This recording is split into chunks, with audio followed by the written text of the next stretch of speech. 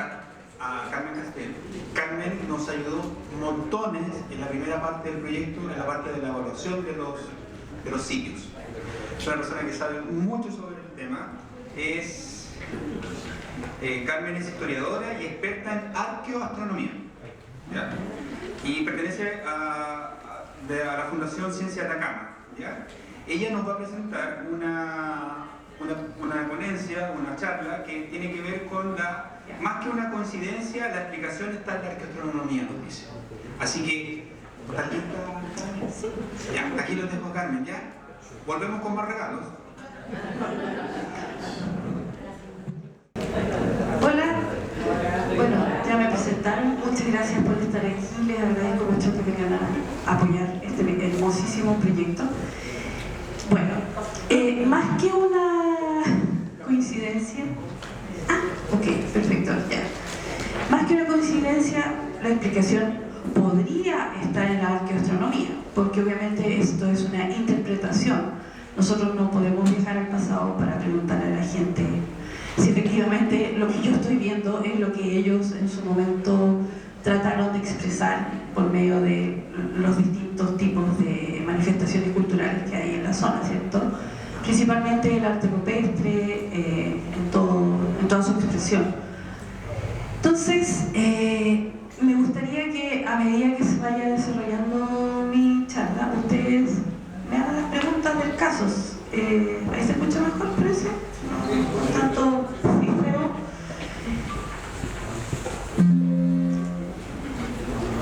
No quieren. Ahí sí. Bueno, vamos a hacer un repaso de algunos conceptos y definiciones generales para que todos las manejemos, ¿cierto? Bueno, la arqueoastronomía, arqueo, ¿cierto? Griego, ¿qué quiere decir? Lo antiguo, ¿cierto? Y astronomía, el estudio de las estrellas, ¿cierto? Y es una rama muy difícil de investigación, porque como ya les expliqué, nosotros no podemos preguntarle a la gente qué fue la que efectivamente hizo esto. Han pasado a veces miles de años y finalmente nosotros tenemos simplemente que leer los datos que nos entregan, datos matemáticos. Yo trabajo con puros números y a través de esos datos nosotros realizamos una posible interpretación. Eso es básicamente el trabajo que hacemos. Tiene que ser riguroso, ordenado, no puede estar dentro del ámbito de lo que yo creo que podría ser. No cabe eso dentro de la arqueoastronomía. Tenemos que ser lo más ordenado posible.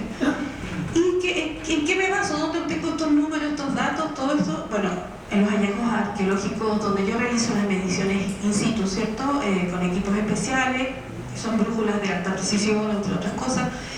Y obviamente leyendo luego los cronistas, los primeros europeos que llegan y tienen contacto, por ejemplo, con el imperio del Tahuantinsuyo, en el caso mío, porque yo trabajo desde el 2003, que trabajo en el Camino del Inca y con todos los hallazgos arqueológicos incaicos y preincaicos en la región de Atacama. Si ustedes se meten a Academia Edu, ahí van a estar otros artículos que hemos publicado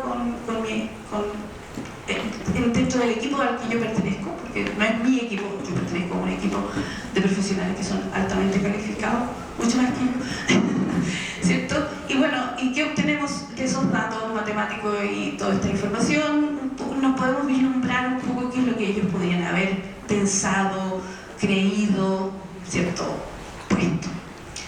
Hay un famoso dentro del ámbito académico, investigador que ya está fallecido, que se llama igual que mi amigo con el que llevo años trabajando, Carlos González, y él realiza una pormenorizada investigación en relación a la cerámica blanca de Valdivia, cerámica mapuche, ¿cierto? Que es una cerámica que es blanca, tiene un engobe blanco y lleno de rayitas rojas.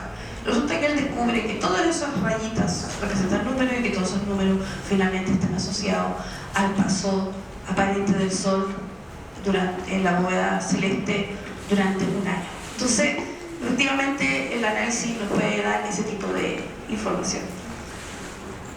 Ay, voy a cambiarla para otro lado. Entonces, yo los invito un poco a olvidarse de todo lo que nosotros conocemos. Un poco tampoco ser como lo que decía Miró, ¿cierto? Hay que ver como niño y sentir como niño, ser, como decían los romanos, una tabula rasa, ¿cierto? Donde yo pueda reescribir o escribir de nuevo. Olvídense de la religión, olvídense de los pensamientos establecidos, olvídense de todo lo que los conecta con algún tipo de creencia previa, porque es la única manera que yo tuve que hacer conmigo misma para poder un poquito entender lo que estaba pasando. Entonces, también olvidémonos de los puntos cardinales. Los puntos cardinales, el norte, sur, este, oeste, eso no existe. Olvídense de eso. Son otros puntos cardinales, es otra visión. Los puntos cardinales es un concepto que viene del occidente, ¿cierto? Nosotros, el norte en el cono sur no existe. Nosotros no tenemos la estrella polar, por lo tanto, el norte no tenemos marcador para el norte. Pero sí existe la observación del sur. Eso sí, ahí sí tenemos marcadores. Bueno, obviamente, si yo paso décadas y cientos de años observando, tengo que llevar un registro mnemotécnico que me ayude a ordenar y tener esa información. Ese registro, en este caso, en la comunidad prehispánica, nosotros pensamos que son registros orales, ¿cierto? Los incas eran organizados, los incas son un imperio del ángulo recto, un imperio de la plomada, un imperio de la escuadra. Pero sin embargo, las otras comunidades que después pasan en su momento a formar parte del imperio inca tienen otras formas de organizar la información, con los relatos orales, por ejemplo. Entonces, ¿cómo podemos ver? Bueno, sin descartar que la posibilidad de que en esta zona se ubicaran observatorios astronómicos de alta tecnología, las comunidades prehispánicas no observaban el cielo profundo. No eran como mi gran amigo Pablo González, que son a otro nivel en la observación, porque tienen toda la tecnología que los avala actualmente, ¿cierto? Esta era una observación literalmente a ojo pelado. ¿Y qué es lo que se observaba? El horizonte y los movimientos aparentes, porque obviamente no son las estrellas las que se mueven, somos nosotros. Entonces son movimientos aparentes de las estrellas, del sol, de la luna y todos estos movimientos que nosotros vemos en la noche, los que han tenido la oportunidad de estar en esa noche oscura, profunda, maravillosa, donde si caminas 2 metros te pierdes, a menos que llegues con la linterna. Ese cielo es la que ellos veían. Nosotros vivimos actualmente en una sociedad donde nadie mira al cielo, porque la gente no mira más que lo que tiene delante de la nariz, y de encima tenemos una capa de luminosidad que después nuestra querida amiga Fabiana va a hablar sobre ese tema, de la importancia de la oscuridad. Y la oscuridad es uno de los primeros fenómenos que ve el ser humano, ¿cierto? Porque el hecho de que se esconda el sol y aparezca toda esta carpeta de luces en el sol en tu cabeza, obviamente impacta a una humilde investigadora cuando está parada en el cielo, a pesar de que sabe lo que va a aparecer y sabe cómo se llama las constelaciones y todo. Imagínense una persona que estaba en ese momento realizando la investigación por sí mismo, con un sistema mnemotécnico que seguramente se basaba en conversar, en relacionar, hay todo un tema. Y las relaciones con el paisaje circundante, ¿cierto? Pucha, resulta que yo estoy parada aquí, porque yo vivo en esta zona, y siempre que yo miro para ese cerro de allá, mira, la estrella Sirio en tal fecha se asoma por ese cerrito de ahí, porque el Sirio brilla en el firmamento, hermosa, ¿cierto? Entonces, pucha, empiezo a relacionar los movimientos aparentes de la bóveda celeste con el espacio que me rodea, ¿cierto? Es una forma también de recordarnos todo este proceso. Bueno, luego está, olvídense también, por favor, de el tópico, la constelación de Piscis, por ejemplo. Eso es algo europeo, no existe en el mundo prehispánico, es otra la manera de observar el cielo, son otras los nombres, son otras las formas en que ellos relacionan. Porque nosotros siempre decimos la cruz del sur, entonces yo agarro la estrellita de ahí, la pongo y hago una cruz. Esa es una forma, pero también está esta otra forma, ¿cierto? Entonces, los conceptos preestablecidos de formas de observación, las relaciones que existen entre estas constelaciones o estas estrellas, todo eso en el fondo no nos sirve para nada. Esos conceptos que uno trae porque estudió un poco de astronomía en el colegio, te enseñaron dentro de geografía o alguna lección por el estilo, en realidad a la hora de poder o intentar acercarse a lo que esta gente pensaba, no aporta. Bueno, perdón, esa foto que está ahí la sacamos en un pueblito cerca un pueblito en Atacama que se llama Inca de Oro, y aunque no se ve, pero hay dos estructuras que están alineadas hacia la salida del sol del solsticio de junio. Son dos estructuras Inca, ¿cierto? Porque esa es una de las formas que vamos a hablar también, las alineaciones, cómo se puede observar, bueno, principalmente el método. Y bueno, efectivamente están alineadas con eso. Lo hicimos hace como 2 años más o menos. Ahora, ¿qué observaban? Obviamente, hablamos recién, no miran hacia el norte. El norte no existe a menos que estés parado al mediodía y vas a ver tu sombra, y claro, tu sombra ahí marca un eje norte-sur, ¿cierto? Al mediodía, que no es exactamente las dos. Pero si tú miras mucho rato el cielo, vas a ver que hay un punto en el cielo que es justo el eje por donde la Tierra es así, ¿cierto? Y ese eje, en algunas comunidades aymara hablantes en Perú le dicen que es la zona de silencio, porque ahí no se mueve el cielo. Es muy bonita la forma, una forma de recordar, ¿cierto? La zona silenciosa del cielo, amplia, justo donde... Y obviamente si estás mucho tiempo mirando, vas a ver el baile o la danza de todo este montón de estrellas, y te vas a dar cuenta que hay un punto que es el polo sur, ¿cierto? Astronómico. O geográfico. En arqueoastronomía se usa, se dice geográfico, ¿cierto? Es la nomenclatura que está universalmente ya instalada. También miramos, como hemos hablado, el Sol, las estrellas, las constelaciones, planetas, ¿cierto? Júpiter, Venus. Y las sombras en la Vía Láctea, porque como yo les dije, no siempre en Europa las sombras no existían. No eran observadas, se ven, pero no les importaba tanto, no sé por qué razón, pero acá sí, acá las sombras que proyecta el polvo cósmico sobre este hermoso mantel de ¿cómo se llama? Este conjunto de estrellas que es la Vía Láctea, ¿cómo se llama? Se proyectan estas sombras, y estas sombras son formas, y esas formas se interpretaron de distintas maneras. Entonces, ahora, obviamente, ¿por qué hacen esta observación? ¿Para qué miro yo el cielo? ¿Cuál es la razón?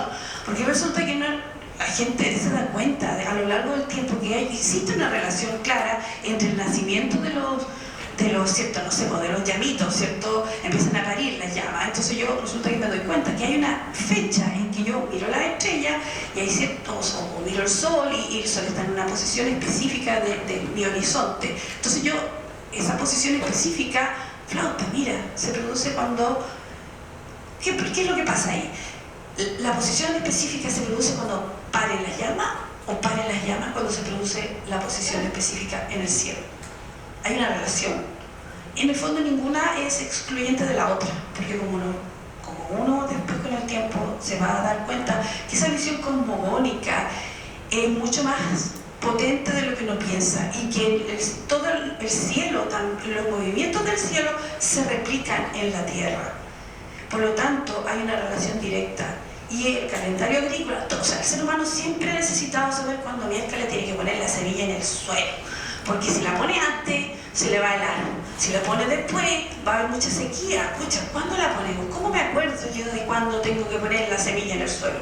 ¿Cómo sé en qué momento tengo que empezar a herir la tierra con el arado, o ya sea de pie o lo que uno tenga, para que se pudra toda esta pajilla que queda después del cultivo del año pasado, ¿cierto? Bueno, toda esa información tenía que ser de alguna manera registrada en alguna parte. Resulta que una persona, o sea, después de observar el cielo mucho tiempo, te vas a dar cuenta que existen estas relaciones. Y que entonces, incluso recién hablaba don Sergio sobre el tema del agua, ¿cierto? De la humedad. Incluso si yo miro el cielo y veo que resulta que las Pléyades, que son un marcador importante dentro del imperio incaico, este año las veo súper claritas y grandes, chupaya, este año va a ser un año seco. ¿Y por qué va a ser un año seco? Porque tengo menos humedad en la atmósfera. En cambio, si yo veo unas Pléyades media chiquititas, media difusas, mira, este año va a estar más húmedo. Entonces hay toda una relación. Entonces la gente dice, oye, ¿cómo relacionaban las estrellas con la humedad? Bueno, con la observación. Hay una lógica muy inteligente detrás y podríamos hablar de que hay ciclos de conocimiento científico registrado. Aunque a los europeos les duela, no voy a decir, pero es así. Hay ciclos de conocimiento científico registrado en la América prehispánica, ¿cierto? Y no les gusta mucho eso, sí. He peleado harto con ellos. Bueno, hablábamos de las sombras de la Vía Láctea, ¿cierto? Las sombras de la Vía Láctea son estas nubes de polvo cósmico que son finalmente lo que tiene la mayor importancia dentro del mundo prehispánico. Específicamente, por ejemplo, en las comunidades, hasta el día de hoy. Si ustedes tienen la oportunidad de leer a Gary Hurton, que más adelante aparece citado, que lo pueden bajar de Academia Edu, está gratis, y ahí aparece un libro que se llama El cruce de las estrellas, bueno, del cielo, las estrellas, ahí va, lo tengo listado, no me acuerdo bien el nombre, pero ese libro es un poema para poder entender el pensamiento cosmogónico de comunidades quechua hablantes, y hay varias hablantes que fueron entrevistados en los años 50 y 60. Entonces, se los recomiendo de todo corazón. La Vía Láctea, ¿cierto? El río, ¿cierto? El Mayu, el que está relacionado con lo que dijimos recién, con el agua, porque resulta que hay una relación ahí entre el movimiento de la Vía Láctea y los solsticios. Una relación que es un poco, quizás... esta información la pueden sacar de, ¿cómo se llama? El American Indian, ¿sí? Edu, Camino Inca, Ancestor Creation, bueno. Y esto, si ustedes googlean y buscan Planetarium Cusco, aparece esta imagen también. Y aquí aparece este río celeste con todas estas figuras. Voy a volver, si se dan cuenta, acá está la llama, ¿cierto? Con estas dos grandes estrellas que iluminan. Al lado está la perdiz, bueno, la serpiente, que es esa que está ahí. Y ahí aparece la perdiz, la llama que está con su llamito, qué sé yo, en fin. Y concepto súper importante, ustedes que van a trabajar en turismo patrimonial, astronómico, o ese hermoso concepto que han acuñado estos chiquillos que es astroturismo o astropatrimonio, que son conceptos muy significativos en mi opinión. La arqueología del paisaje. El ser humano modifica el paisaje. Nosotros entramos a un territorio y lo modificamos. Por lo tanto, creamos un territorio nuevo, ¿cierto? Había una pampa ya así que tenía su cerro bonito, una guada, supongamos, donde iban a tomar los animales, qué sé yo, un sector con una vegetación y resulta que hay ahí mariposas. Hay todo un ecosistema y llega al ser humano y lo modifica con un camino, con lo que sea. Eso ya transforma ese paisaje ya no es un paisaje natural, pasa a ser un paisaje cultural, porque tiene incorporadas nociones de un ecosistema prístino sin la intervención del ser humano, ¿cierto? Pero también tiene incorporadas nociones culturales, porque el camino no lo hicieron porque sí, por cualquier... A mí me cargaron diciendo, no, es que el camino es eminentemente utilitario. Mentira, claro, hay un concepto utilitario, pero no es solo eso. Especialmente en grupos humanos donde ellos están insertos en el concepto que habló don Sergio también, que era la pacha, ¿cierto? Ese concepto involucra el tiempo, el espacio, la situación de vida que yo estoy en estos momentos teniendo, un montón de cosas. Imagínense, involucra si es que este año va a ser más seco o menos seco, porque yo ya hice una observación previa, involucra si es que por la razón de que va a ser más húmedo, resulta que ingresaron ciertas enfermedades que no están. Todo eso también se relaciona con el movimiento de las estrellas, o sea, de la Vía Láctea, el movimiento aparente. Hay toda una relación. Entonces, ese concepto que construimos, que es un concepto mucho más nosotros somos como planos, estamos acostumbrados a mirar la tele y la tele es plana. Ya, listo. No, esto es un concepto que abarca distintos niveles de experiencia sensorial humana y está abarcado también en el mesoespacio. Es bastante, bueno, a mí me encanta. Bueno, esta cita bastante larga donde habla, ¿cierto?, la geografía, cómo el ser humano modifica la geografía y la transforma en una geografía humana, ¿cierto?, donde aparecen temas arqueológicos, aparecen temas de historia del arte, y todo el tema, incluso la historia de las religiones. Acá esto obviamente está basado, es un teórico europeo, ¿cierto? Pero igual es interesante porque es aplicable a esta zona. Y aparece el concepto que yo más amo de la arqueología, que es la arqueometría, que es el estudio de las evidencias arqueológicas, pero de manera ordenada, por datos, no interpretaciones que pueden llevar a caer en errores, porque la arqueoastronomía te puede llevar a tener una bola más o menos. Entonces uno tiene que ser prudente en qué mierda le va a decir y qué es lo que va a poner en papel. Acá aparecen ejemplos de paisajes culturales. Obviamente ese paisaje tiene componentes naturales y tiene componentes humanos, ¿cierto?, culturales. Ese paisaje ya nunca va a volver a ser lo que era antes. Y esos paisajes son los que son importantes de resguardar. Porque si yo antiguamente había un sitio arqueológico, yo soy conservadora de material arqueológico, entonces resulta que llegaban y me decían, oye, hay que resguardar el sitio arqueológico. Ya, decía yo. Y le decían, estaba la estructura y el cerco iba a 0,5 metros alrededor de la estructura. Y yo decía, ya, ¿cómo lo vamos a hacer si esta cuestión es un paisaje cultural?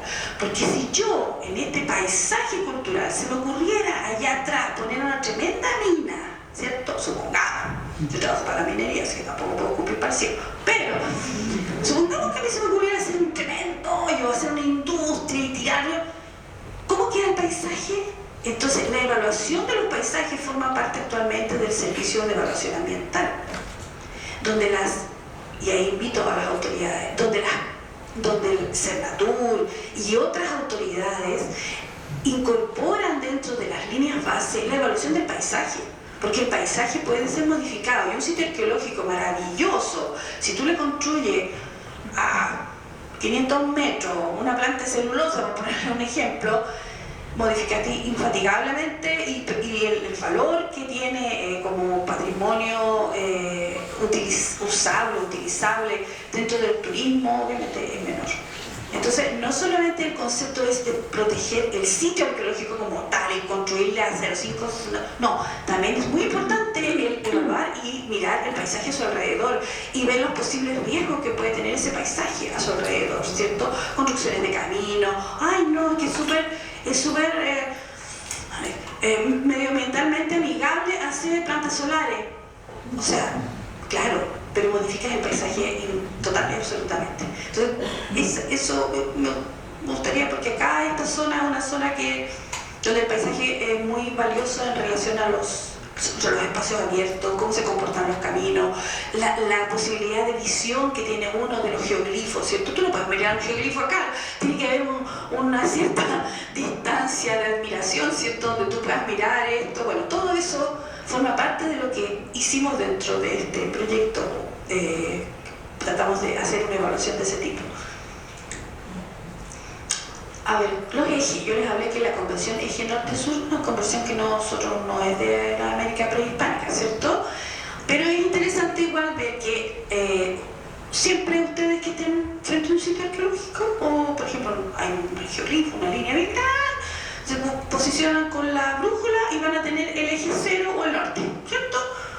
El este está en los 90, es súper sencillo, ¿cierto? A los 280 al sur, a los 270 al oeste. Entonces, esto es el punto de inicio para poder analizar cuáles son las alineaciones que tienen los distintos lugares, las construcciones, los caminos, los geoglifos. Es como lo básico, lo primero que uno hace, ¿cierto? Yo les hablé que hay una cuatripartición del cielo en el mundo prehispánico. ¿Cuáles son las cuatriparticiones? Si ustedes miran, ustedes han visto el tambor de los mapuches, ¿cierto? Y se han visto que tiene una línea. Ya, ese concepto es básico, lo tiene, es como como decía el profesor Carlos González, fallecido de la Universidad Católica, es como la columna vertebral del pensamiento en relación a la cosmogonía que tienen los pueblos prehispánicos. Esto parte desde Canadá y termina en la Tierra del Fuego. Es un concepto universal, porque no es un concepto solamente de acá, es un concepto de las religiones precristianas. Yo como soy historiadora, tuve la desgracia de estudiar un año completo de Edad Media y otras cosas, pero en cierto modo no fue tan terrible porque cuando uno se da cuenta que cuando se introduce el cristianismo, ¿cierto?, dentro de ciertas comunidades, todo el concepto que existía antes relacionado a la observación del cielo, conceptos cosmogónicos básicos, desaparece, ¿cierto?, porque nos unifican a todos. Entonces, al unificarnos a todos, la gente deja mirar el cielo, la gente desaparece, el sol desaparece, si la gente no mira el sol. Si yo le pregunto a un niño, oye, ¿y por dónde sale el sol en diciembre? Yo le pregunté a mis hijos, no tenía ni idea. Y yo decía, parece que lo hice mal porque realmente no sabían. Entonces, pucha, ¿cómo te paráis? No, es que me dice la gente, yo me pierdo en todos lados. No sabes dónde está el norte, sur, este, oeste, no tengo idea. ¿Y por dónde sale el sol hasta? No, tampoco. Entonces, ese concepto es impresionante porque la gente no está conectada con su entorno geográfico, entonces no tiene ni idea. Entonces que yo vaya y le diga a alguien, oye, no es que el gigante de Tarapacá, Tunupa, está mirando hacia el oeste, ¿cierto? Pero está mirando a qué oeste, hacia la salida del sol, perdón, hacia la puesta del sol del solsticio de diciembre, no a cualquier lado. Pero si tú no tienes ese concepto básico en tu forma de mirar, y no es tan difícil, porque si yo lo aprendí que soy disléxica y que me cuento más, todos lo pueden aprender. Así que, eso.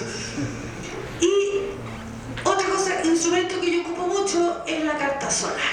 Que la carta solar se baja gratis de internet. No, tampoco digamos que hay que ser muy genio para... No, tú pones las coordenadas del lugar, ¿cierto? En UTM, y después te aparece esta carta solar, ¿cierto?, donde aparece la fecha, la hora y las coordenadas, donde estás ubicado. Acá aparece la carta solar de San Andrés de Pica, ¿cierto? Y las líneas amarillas son donde sale el sol.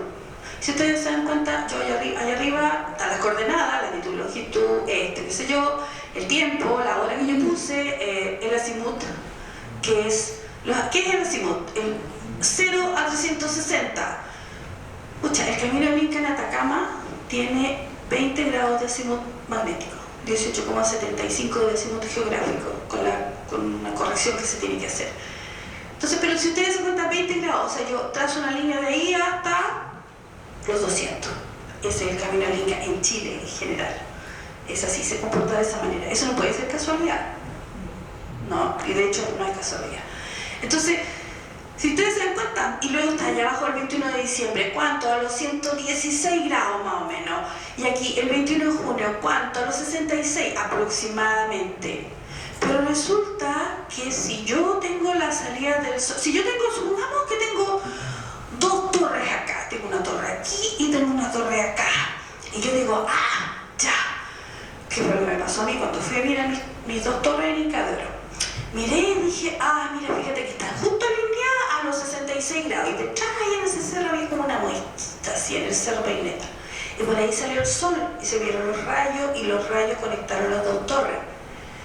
Pero, desde el punto de vista geométrico, los 66 o 66 grados, si tú tiras una línea, resulta que van a llegar a los 246 por ahí, de la puesta del sol del solsticio de diciembre. Tracen una X. Pum, pum, pum. Entonces, si yo me voy en diciembre, no en junio, y miro para el otro lado de las torres, ¿cierto? Y estoy mirando a los ¿cuánto dije? 240 45, 46, y miro para allá, voy a ver que se alinean también. También hay un alineamiento. Bueno, concepto general, el norte geográfico verdadero es el que usa el eje y es el que nosotros usamos en arqueoastronomía, ¿cierto? El norte magnético es el que uso yo para ir y medir con la brújula las cosas, pero tengo que hacer una corrección porque obviamente estas personas no tenían brújula, entonces no usaban obviamente ese dato. ¿Cómo hago la corrección?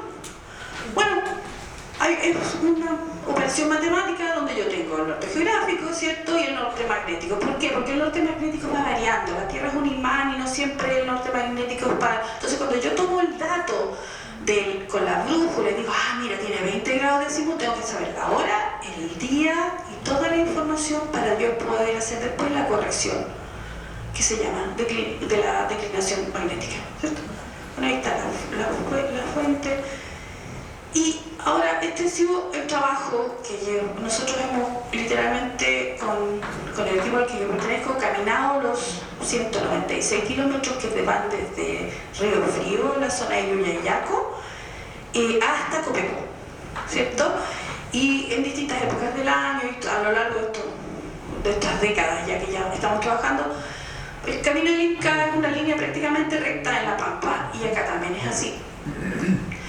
Y si tú vas con una brújula y lo marcas, el camino del Inca, de acuerdo a los cronistas, era hecho por las comunidades locales. Iba un especialista con una vara especial, no sé qué, y marcaban el camino. ¿Cierto? No tiene ninguna complicación. Los que han construido caminos saben perfectamente, tiran una lienza y se va marcando. Por eso es tan recto. En algunos momentos tiene unas pequeñas desviaciones, pero son la nada misma. El 60 y tanto % de este camino en la región de Atacama es así y tiene 20 grados de azimut. Hay quiebres y a veces tiene 40 y después vuelve a los 20 y después para allá tiene 38 y después vuelve a los 20, pero son lo menos, ¿cierto? Y si uno va con el norte magnético, ¿cierto? Está para allá. Con la brújula uno fácilmente va a poder darse cuenta que hay una desviación con respecto al norte, que obviamente al comienzo, como yo no entendía que el norte no significaba nada para el norte, yo decía, ¿y por qué no lo hicieron para el norte? y lo decía, y tuve como 2 años en esa posición hasta que me di cuenta que en realidad no tenía ninguna relación con el norte, tenía una relación más bien con otro evento del movimiento aparente del Sol, que es el solsticio de diciembre. Entonces, ¿por qué ahora, esto no quita, el camino del Inca es un camino en esta zona y está lleno de caminos que son contemporáneos al Inca o que son pre-incaicos y que son sinuosos, que se comportan de otra manera. Cuando uno ve un camino recto, con un ancho definido, en este caso son entre 60 a 1 metro, ¿cierto? En otros lados, por ejemplo, en la Pampa de Juncal son casi 3 metros, porque son comunidades distintas las que están haciendo los caminos. Entonces hay distintos comportamientos constructivos, como quien dice, de acuerdo a lo que dicen los cronistas. Entonces, si uno encuentra eso, en el fondo hay una intencionalidad de marcar que, oye, este es el camino que hicimos nosotros. El Estado ingresó acá y hay una estatización del espacio, ¿cierto? Y esto es un espacio cultural.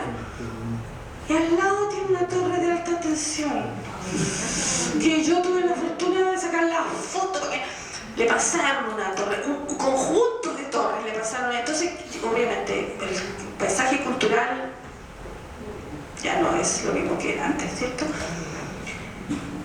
Bueno, resulta que esto, aunque ustedes no lo pueden creer, esto es una estructura incaica. Acá se ve una estructura que son conocidas coloquialmente como tambo, pero en realidad tambo es una jerarquización de uso. Pero uno no puede decir esto es un tambo, no, uno tiene que decir esto es una estructura, porque yo no sé cuál era la función que tenía esto. Cuando yo digo que es un tambo, le asigno una función. Una pregunta, porque tambo en Uruguay es, por ejemplo, para criar vacas. Lo que pasa es que tambo es una palabra quechua, que es un sector donde en el fondo la gente era como una especie de, como podríamos decir, como una hostería. O sea, llegaba, por ejemplo, llegaba el chasqui, pero el chasqui en el camino no alojaba siempre los tambos. A veces también hay chasquihuasi, que es otra categorización de estructura que se comportan de distintas maneras. Hay ortogonales, hay semicirculares, hay distintas formas. Y el chasquihuasi está hecho para una persona, son chiquititos. Entonces el chasquihuasi corriendo, el chasqui iba corriendo, llegaba el chasquihuasi y se acostaba ahí. si es que se lo hacía de noche. Porque eso de que hagan el camino al Inca lo hicieron de noche, una vez me dijo una persona, y yo decía, esa persona nunca ha estado en la pampa de noche. Entonces, no se puede, no podía hacer eso. O sea. Entonces, esta estructura, que es un recinto perimetral compuesto, porque tiene un perímetro con sus divisiones interiores, está a los lados del Camino al Inca, que no se ve bien en esta foto, pero está a este lado. Camino al Inca, en esa pampa que vimos anteriormente, que es el llano de Chulo, justo antes de llegar a Copiapó. Y resulta que nosotros hicimos una medición de las paredes de acuerdo a una metodología que tuve la fortuna de leer en uno de los autores capos del tema, que es Sprague, por ejemplo, o Avery, que son unos polacos que llegaron a trabajar primero en México y trabajaron con las pirámides, y en un momento hicieron un trabajo también acá en Latinoamérica, en el Cono Sur, quiero decir, específicamente en Cusco y todo. Entonces esa metodología, yo dije, ya, vamos a aplicarla, y obtienes datos, ¿cierto? Y resulta que, si ustedes se dan cuenta, el azimut corregido, ¿cierto?, de esa pared son 114,6, y en esa zona la salida del sol en el solsticio de diciembre es como a los 116 y algo. Pero resulta que, aunque no hay una coincidencia exacta con esa pared, sí hay una coincidencia con la observación que está haciendo la persona que está parada, que está mirando salir el sol en ese momento, porque en esto influye el horizonte. Entonces, si yo tengo un horizonte, tengo un cerro acá, obviamente yo no voy a ver salir el sol, porque resulta que el sol no sale tan lejos. El sol hace un arco. Si estamos en la salida del sol, en el solsticio de diciembre, el sol se va a empezar a mover hacia el este, para allá. Entonces yo no lo voy a ver a los 116, en una de esas lo voy a ver a los 100. Entonces yo voy a decir, no tiene alineación con la salida del sol del solsticio de diciembre. Sí tiene, porque es la observación del observador, aunque valga la redundancia, la que va a marcar la medida de esa pared. Entonces, eso también hay que tener, el horizonte también influye mucho en este trabajo que hacemos nosotros. Y ustedes se dan cuenta que la otra pared tiene 19,8. O sea, es prácticamente los 20 grados magnéticos, menos la colección, está en el rango de medida. Otra cosa que es súper bonito, aquí vamos a salir de los incas, vamos a dejar un poquito a los incas de lado, y este libro que les recomiendo que lean, que es Hurton, de 1981, en el cruce de rumbos del cielo y la tierra, en la página 116 ustedes van a ver esta imagen. Esta imagen es una representación de cómo un grupo aymara hablante de los años 70, 60, 70, porque él estuvo muchas décadas trabajando ya, percibe el movimiento de la Vía Láctea. Y ellos perciben el movimiento, cuando uno mira al cielo en la noche, ¿cierto? Uno ve que primero, porque la Vía Láctea no sale, ¿cierto?, sino que aparece. Cuando baja la luz del sol y uno ya está oscuro, totalmente el cielo negro, uno empieza a ver que la Vía Láctea cada vez está más definida, pero que está arriba, ¿cierto? Pero como nosotros nos movemos, la Vía Láctea se va a mover por un lado. O sea, en realidad no se mueve, no nos movemos nosotros, pero da la sensación. Entonces se produce como un movimiento bamboleante, ¿cierto? Y además se produce un cruce, pero ese cruce no se produce, sino que es el cruce que una persona, cualquier ser humano, inmediatamente va a interpretar si ve que una cuestión está para un lado y ve que la otra cuestión va para el otro lado, aunque ya no esté presente en la primera, no sé si me explico, no esté presente, yo inmediatamente voy a decir, ¡tatán! Se cruzó. Y ahí se produce este cruce, ¿cierto? Y este cruce, desde el punto de vista en la zona cercana de Cusco, es entre los 26 y los 30 grados, porque porque la Vía Láctea es ancha, no es una rayita como el Camino al Inca, que tiene una cuestión, no, esta cuestión es gorda, ¿cierto? Es grande. Entonces, no es un solo grado, o sea, no es solo los 116 de la salida del sol, no, esto es una banda. Y esa banda es muy interesante porque porque yo al comienzo decía, pero ¿cómo si no? Después entendí. Esa banda, ese cruce, está relacionada con los solsticios. Esos cambios se producen también en relación a los solsticios. Entonces, en estas comunidades que no tienen la visión, podríamos decir, matemática total de los incas, de no, nosotros construimos un ángulo recto, no hacemos cuestiones subcirculares, no, con ángulos, el camino es estatal, la cuestión es, ¿cachai? Ese concepto es un poco variado en otras comunidades y ya no aparece exactamente el alineamiento, sino que aparecen los espacios de los cuadrantes. Entonces, como yo les había explicado, norte, este, ese es un cuadrante. Dentro de ese cuadrante se producen una serie de movimientos de la Vía Láctea, del Sol, ¿cierto? Y ese concepto también es importante tomarlo dentro de la astronomía. Si bien es más difícil de argumentar y de probar, pero sí hay que tenerlo claro que no son solamente los números exactos, sino que también hay una interpretación que podría llevarnos a pensar de que están utilizando ese espacio. ¿Por qué? Porque yo al comienzo no entendía por qué hacían los vanos de los ingresos de las puertas hacia ciertos lugares y yo lo relacionaba con el viento. Como yo soy valdiviana, así que como buena sureña, el frío, el viento es una cuestión que todo no vaya a hacer la puerta hacia el norte, pues se te va a pelar entera, no es que llueve y toda la pintura se te porque allá llueve de norte. Pero ahora, después con el tiempo, me di cuenta que hay una relación con los espacios virtuales, ¿cierto? La observación hacia ciertos fenómenos. Entonces, todas las estructuras inca en Atacama tienen los vanos hacia el este, unas hacia el sol, un solsticio, las otras hacia el otro solsticio. Y eso, bueno, eso es otro tema de las estructuras, que hay es todo otro mundo. Entonces, eso es más o menos lo que les quería comentar con respecto a la Vía Láctea. Esto es un ejemplo, ahí vemos esa banda azul de cómo se mueve la Vía Láctea, ¿cierto? Está entre los 20 y los 26, 20, 30 grados. Y luego están los solsticios, que están 65, 66, salidas de sol de solsticio, ¿cierto? 116 en diciembre y la puesta del sol en los mismos solsticios, que en el fondo acá el arco es así. ¡Tup! Y después así. ¡Tup!